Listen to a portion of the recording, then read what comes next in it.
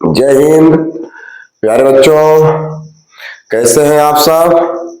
अच्छे हैं। चलिए आज हम आप इस वीडियो में प्रकाश संश्लेषण की क्रियाविधि का एकदम डिटेल से अध्ययन करेंगे।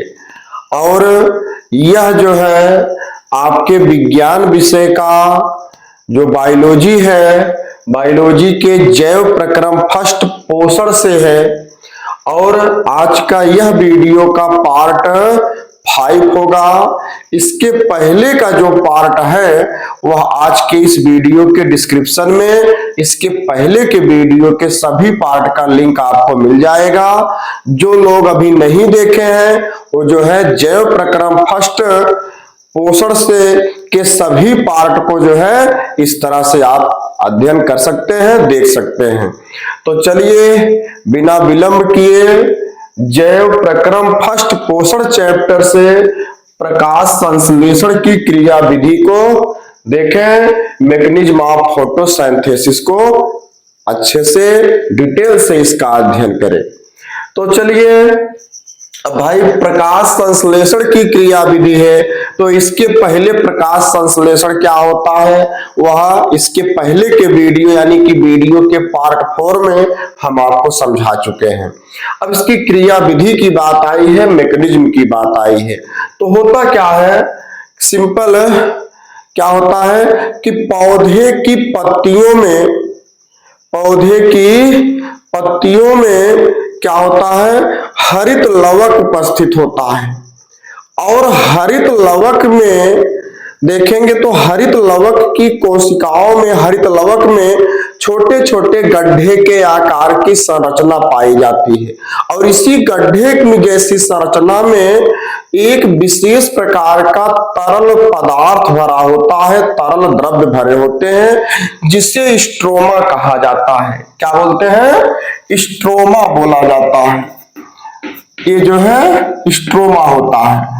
और स्ट्रोमा की जो पट्टिकाएं होती हैं, स्ट्रोमा में बहुत पतली पतली पट्टिका पाई जाती है। तो स्ट्रोमा की पट्टिका पर जो है क्या होते हैं, छोटे छोटे कण के आकार की संरचना पाई जाती है। स्ट्रोमा की पट्टिका पर जो है छोटे छोटे कण के आकार की संरचना पाई जाती है, जिसे ग्रेना कण कहा जाता है। ग्रेना कण कहा जाता है। इतनी बात समझ में आ गया। हम क्या बताएं कि पौधे की पत्ती में हरित लवक जो होता है, हरित लवक में छोटे छोटे गड्ढे नुमा संरचना देखी जाती है, जिसमें विशेष प्रकार के कुछ तरल पदार्थ पाए जाते हैं। उन तरल पदार्थों को स्ट्रोमा कहा जाता है। और स्ट्रोमा में जो है कई पतली पतली पट्टी पाई जाती है, जाल नुमा संरचना पाई जाती है। उन्हीं पतली पतली पट्टिका में छोटे छोटे कण के आकार की संरचना पाई जाती है, जिसे ग्रेना कण कहा जाता है। इतनी बात समझ में आया। तो हरित लवक की जो ग्रेना कण है, कंफर्म हो गया। हरित लवक की ग्रेना कण में जो है क्या होता है, पड़हरिम उत्तेजित होकर के जब जो है एडीपी से एटीपी का निर्माण करता है, एडीपी से एटीपी का निर्माण होता है, जिससे जो है पौधों को ऊर्जा मिलती है। और इसी ऊर्जा के फलस्वरूप पौधों में जो है प्रकाश संश्लेषण की क्रिया होती है। पौधे की पत्ती है, चलिए इस तरह से समझेंगे। ये पौधे की पत्ती हो गई। अब भाई पौधे की पत्ती है तो भाई पत्ती में हरित लवक होगा। तो हरित लवक में जो है गड्ढे नुमा संरचना में तरल द्रव्य, जिसे जो है स्ट्रोमा कहे। इसी स्ट्रोमा की पट्टी पर छोटे छोटे कण के आकार की संरचना, जिसे ग्रेना कण कहते हैं। अब ये जो ग्रेना कण है, ये ग्रेना कण जो है क्या होता है, इसी ग्रेना कण में जो है जो पड़हरिम रहता है, इस ग्रेना कण में जो है पड़हरिम रहता है। हरित लवक में ग्रेना कण है और ग्रेना कण में पड़हरिम होगा। और वही पड़हरिम जो है क्या करता है, सूर्य के प्रकाश की सहायता से उत्तेजित होता है, हीट होता है। जब सूर्य का प्रकाश पौधे की पत्ती पर पड़ता है तो पड़हरिम जो है उत्तेजित हो जाता है, हीट हो जाता है।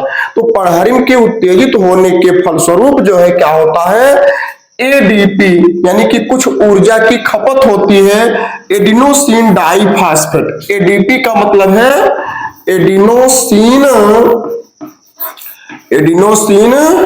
डाइफॉस्फेट। एडिनोसिन डाइफॉस्फेट होता है। इस एडिनोसिन डाइफॉस्फेट से एडिनोसिन ट्राइफॉस्फेट, एडिनोसिन ट्राइफॉस्फेट का निर्माण होना, ट्राइफॉस्फेट का बनना क्या कहलाता है, प्रकाश संश्लेषण की क्रियाविधि कहलाती है। कुछ नहीं करना है, एडीपी से एटीपी बना देंगे, जो है पादपों में प्रकाश संश्लेषण की क्रियाविधि हो जाएगी। लेकिन एडीपी से एटीपी बनेगा कैसे, हम अभी आपको बताएं कि पौधे की पत्ती में क्या हरित लवक की गुहिका में स्ट्रोमा की पट्टिका में छोटे छोटे कण के आकार के ग्रेना कण में पड़हरिम सूर्य के प्रकाश को, जब सूर्य का प्रकाश पौधे की पत्ती पर पड़ा तो पड़हरिम जो है उत्तेजित हो जाती है, हीट हो जाती है। इसके हीट होने से एडीपी बनती है। एडीपी से जो है क्या होता है, एटीपी एडिनोसिन ट्राइफॉस्फेट तक का बनना जो है प्रकाश संश्लेषण की क्रिया विधि कहलाती है। समझ में आया इतना। अब चलिए कैसे कैसे बनेगा, एडीपी से एटीपी कैसे बनता है, अब उसको समझ लेते हैं। अब ये तो लिखने की बात हो गई क्या कि पौधे की पत्तियों में हरित लवक में जो है स्ट्रोमा कण तथा स्ट्रोमा कण की पट्टिका में पाए जाने वाले ग्रेना कण में उपस्थित पड़हरिम सूर्य के प्रकाश को अवशोषित करके जो है क्या करते हैं, एडीपी से एटीपी का निर्माण करते हैं। यह विधि प्रकाश संश्लेषण की क्रिया विधि कहलाती है। इतना लिखने की बात हो गई, कोई दिक्कत नहीं। वीडियो को पॉज करके लिख डालेंगे। अब देखेंगे कि इसकी क्रिया विधि किस तरह से है। तो पादपों में प्रकाश संश्लेषण की जो क्रिया विधि मिलती है वह 2 चरण में मिलती है। कितने? 2 चरणों में मिलती है। तो पहला चरण होता है प्रकाश संश्लेषण की क्रिया विधि में, या जो है इसका प्रकाशिक अभिक्रिया लाइट रिएक्शन के रूप में होता है। चलिए अब उसको देखते हैं कि प्रकाश संश्लेषण की क्रिया विधि का प्रकाशिक अभिक्रिया। इतना स्पष्ट हो गया। चलिए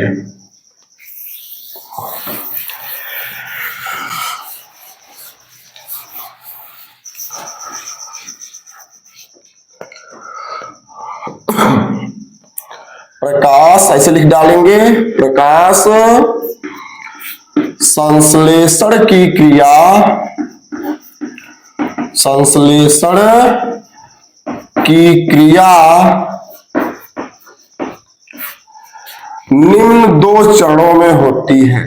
निम्न 2 चरणों में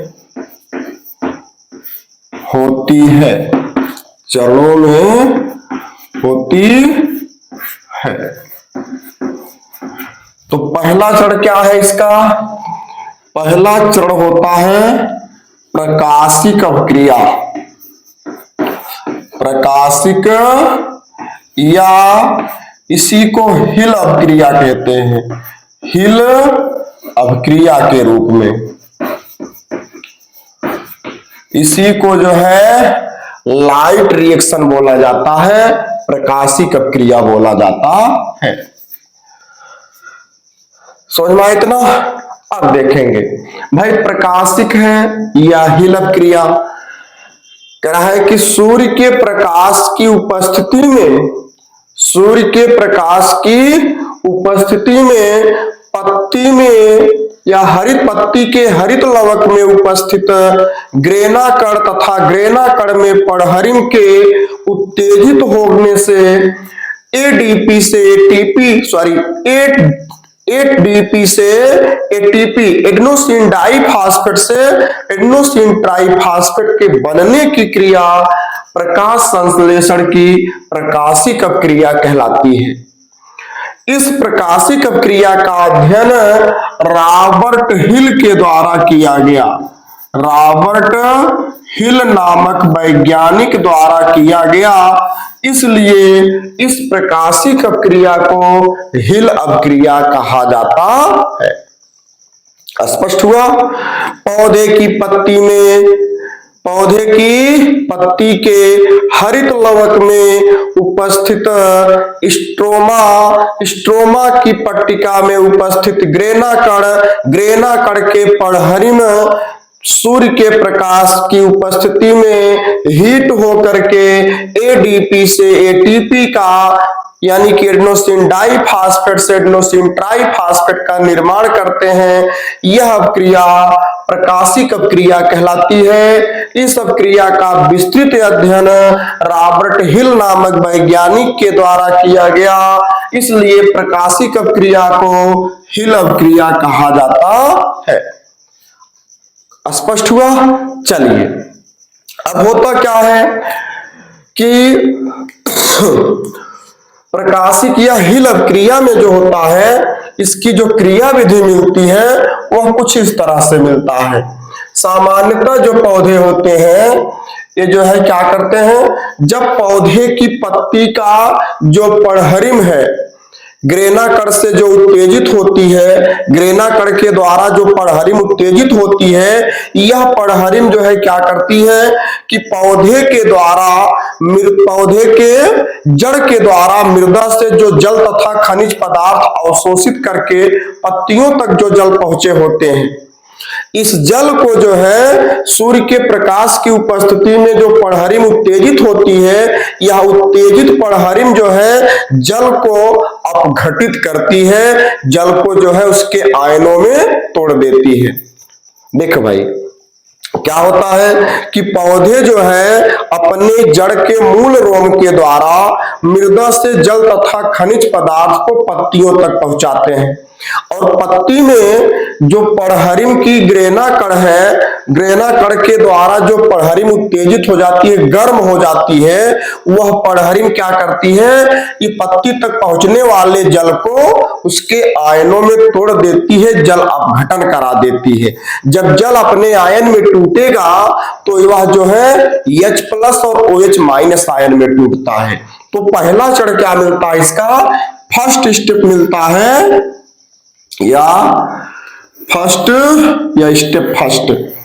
स्टेप फर्स्ट इसका क्या मिलता है, जो जल है इस जल का जो है प्रकाशिक अपघटन होता है।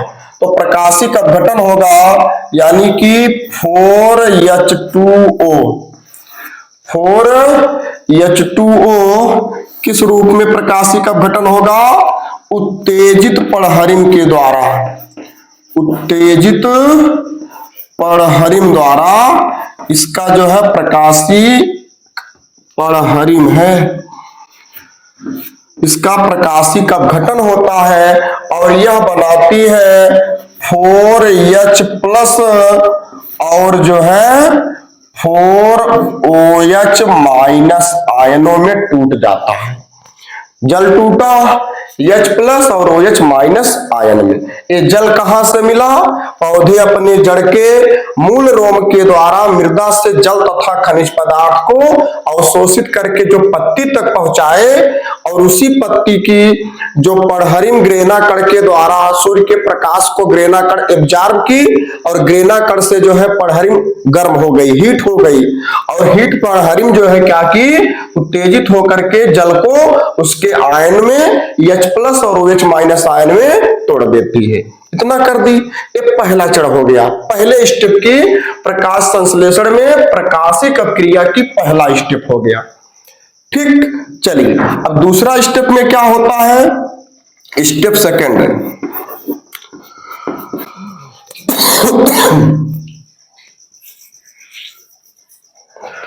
स्टेप सेकंड देखेंगे।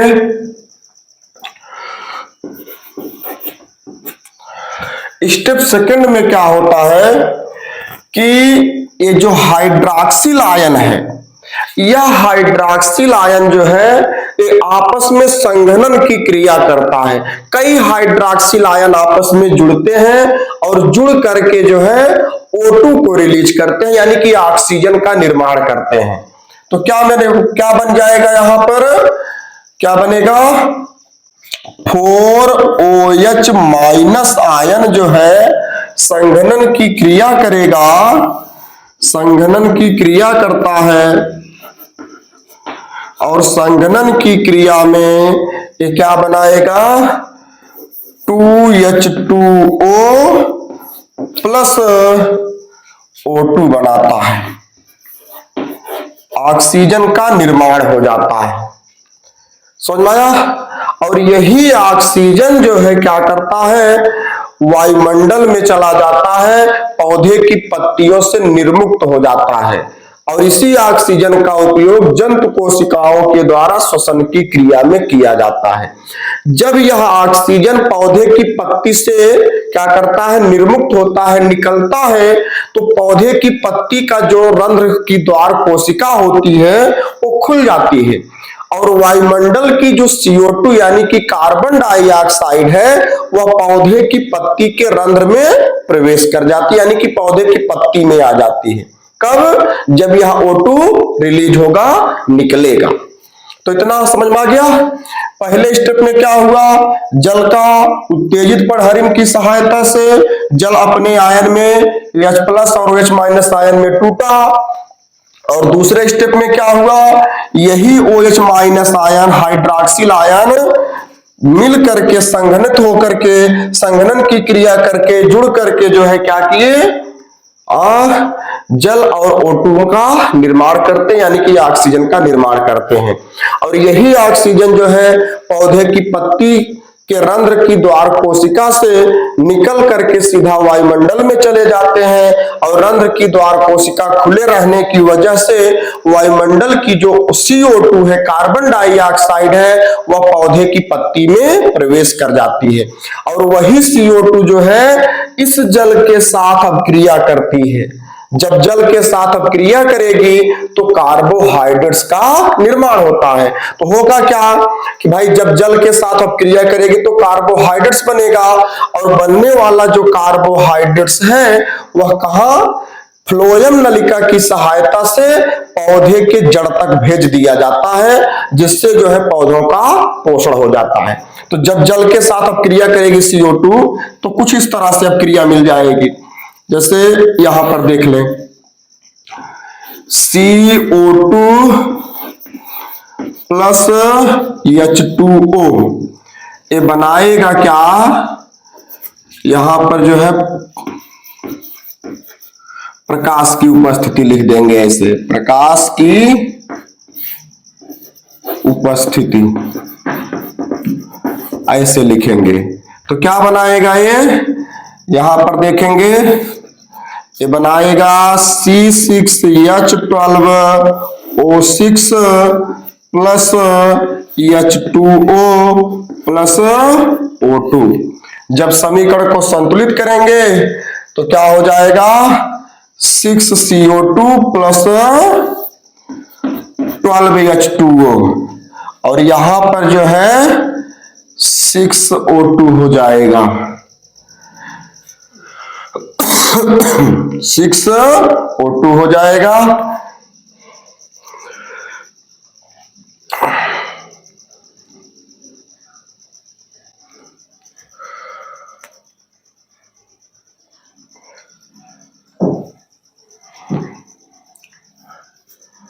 यहां भी जो है 6H2O कर देंगे, देखेंगे 6 12 ऑक्सीजन और इधर 12 24 ऑक्सीजन और इधर जो है 12 और 6 दूनी 12 यानी कि 24 ऑक्सीजन, 6 कार्बन और जो है 12 दूना 24 हाइड्रोजन है और 12 हाइड्रोजन यहाँ, 6 दूनी 12 हाइड्रोजन यहाँ, समीकरण संतुलित हो जाता है। तो जब ऑक्सीजन निर्मुक्त हो गया रंध्र की कोशिका से, तो रंध्र की द्वार कोशिका ओपन होने की वजह से, रंध्र के खुले होने की वजह से वायुमंडल की CO2 जो है क्या करता है, पत्ती के रंध्र में प्रवेश करता है, और यही CO2 जो है जल के साथ अपक्रिया करके जो है प्रकाश की उपस्थिति में इस कार्बोहाइड्रेट्स को बनाता है। इसको क्या बोलेंगे, कार्बोहाइड्रेट्स बनाता है।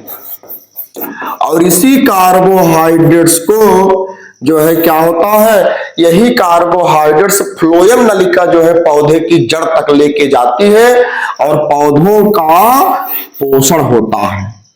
समझ में आया? चलिए अब यहां पर हुआ क्या कि हिल अपक्रिया में फर्स्ट स्टेप में जल जो है उत्तेजित पड़हरिम के द्वारा H+ और OH- आयन में टूटा, और सेकेंड स्टेप में जो OH- है यह संघनन होकर के, इसमें संघनन की क्रिया का मतलब है कि आपस में जो है प्रेशर की वजह से आपस में जो है क्या करते हैं, कई जो है OH- आयन आपस में मिल करके जो है क्या करते हैं, O2 का निर्माण करते हैं जिसमें जल बनता है। और जो हाइड्रोजन आयन है, अब इसका क्या होता है, थर्ड स्टेप के लिए, स्टेप थर्ड में जो है क्या मिलता है कि जो हाइड्रोजन आयन है, यह हाइड्रोजन आयन जो है, इस हाइड्रोजन आयन से इलेक्ट्रॉन ग्राही करने वाला, देखो पौधे की पत्तियों में, पौधे की कोशिका में NADH पाया जाता है, यहां पर NADH होता है या NADP होता है, निकोटिनामाइड एडेनिन डाइफॉस्फेट होता है। इसको लिखते हैं निकोटिनामाइड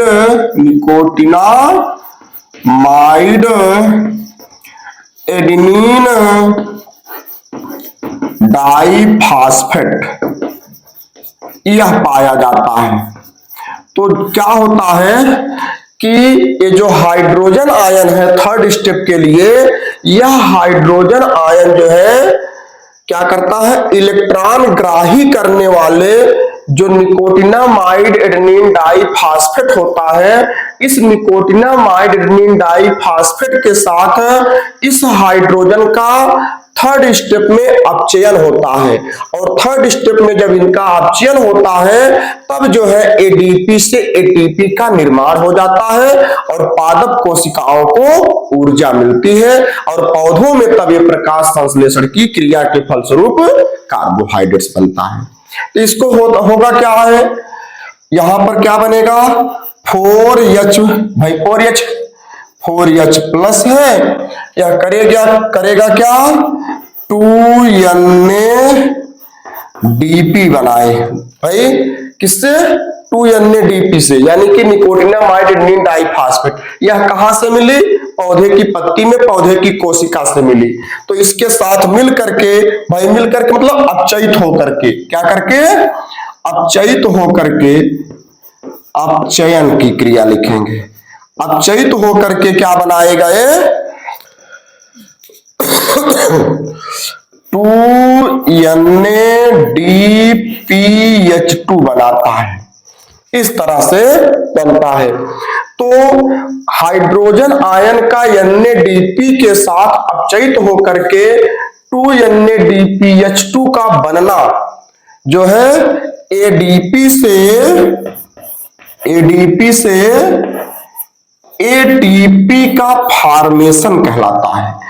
इस प्रकार जो है ADP से ATP का निर्माण होता है, जिससे पौधों को ऊर्जा मिलती है, और इसी ऊर्जा को पाते हैं जब पौधे, तो वायुमंडल से CO2 के साथ H2O की क्रिया करा करके कार्बोहाइड्रेट्स का निर्माण करते हैं और इनका पोषण होता है, और इसी कार्बोहाइड्रेट्स को फ्लोएम नलिका जो है पौधे की जड़ तक ले जाएगी और पोषण की क्रिया हो जाती है। तो इतनी क्रिया जो है पौधों में प्रकाश संश्लेषण की प्रकाशिकिया हिल अपक्रिया कहलाती है, और यह अपक्रिया जो है प्रकाश की उपस्थिति में होती है, सूर्य के प्रकाश की उपस्थिति में होती है। तो पादपों में प्रकाश संश्लेषण की जो क्रिया विधि है वह 2 चरण में मिली। एक तो आपको प्रकाशिकिया हिल क्रिया, अब दूसरी जो है अप्रकाशिक अथवा डार्क रिएक्शन मिलता है। इतना समझ में आ गया? कोई दिक्कत नहीं। चलिए वीडियो को पॉज करके पेन और कॉपी लेकर के बैठ जाइए, लिखते जाएंगे। बिल्कुल सरल है, आसान है, समझ में आता जाएगा। तो इतनी बात समझ में आई भाई। देखो लिखना का क्या है आपको, इसमें प्रकाश संश्लेषण की क्रिया विधि हेडिंग बन गई। अब इसमें आपको लिखना क्या था कि पौधे की पत्ती के ग्रेना कण में परागण के उत्तेजित होने से, अब परागण उत्तेजित कैसे होगी? प्रकाश के द्वारा। परागण के उत्तेजित होने से एडीपी से एटीपी का फॉर्मेशन ही, एडीपी से एटीपी का फॉर्मेशन ही प्रकाश संश्लेषण की क्रिया विधि कहलाती है। अब दूसरा मिला कि प्रकाश संश्लेषण की क्रिया विधि निम्न 2 चरणों में संपन्न होती है। पहला मिला प्रकाशिक या हिलव क्रिया। तो प्रकाशिक या हिलव क्रिया को लिखना चाहेंगे, हेडिंग बनाएंगे तो आपको मिल जाएगा कि सूर्य के प्रकाश की उपस्थिति में पौधे एडीपी से एटीपी का निर्माण होता है, अथवा पौधों में एडीपी से एटीपी का निर्माण होता है, जिससे पौधों को ऊर्जा मिलती है।